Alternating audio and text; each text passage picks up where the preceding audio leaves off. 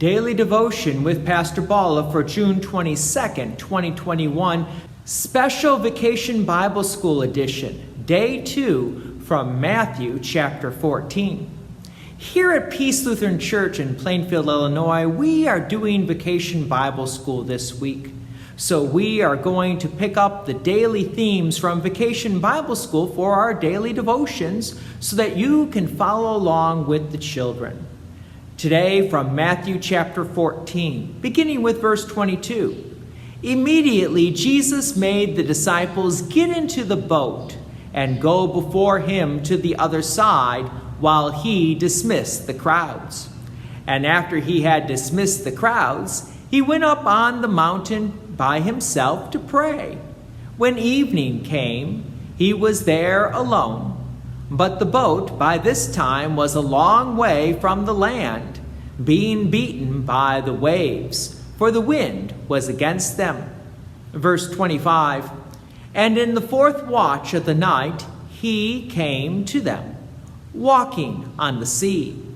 But when the disciples saw him walking on the sea, they were terrified and said, "It is a ghost."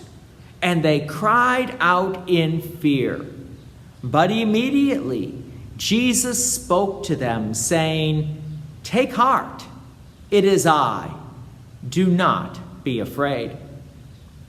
Jesus, through whom all things were created, walks on the sea. This shouldn't surprise us, since through Jesus the sea was created, so of course the sea will listen to its creator. Jesus then calms the disciples' fear because they didn't understand that Jesus is the creator of all and could walk on the sea. Verse 28, and Peter answered him, "Lord, if it is you, command me to come to you on the water." Jesus said, "Come."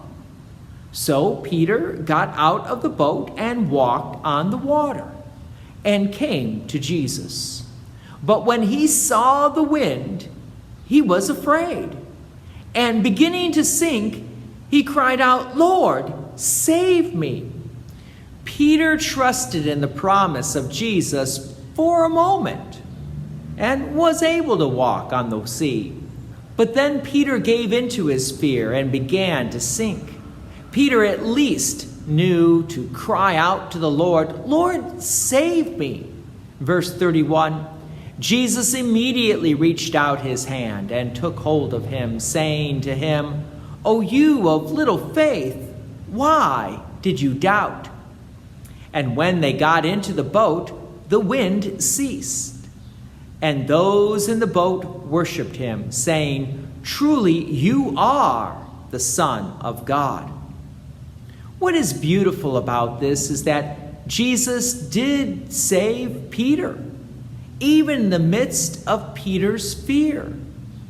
I like what happened with Jesus in Mark chapter 9, verse 24. Immediately the father of the child cried out and said to Jesus, "I believe, help my unbelief." How often in life do we have doubts and concerns about the promises of God?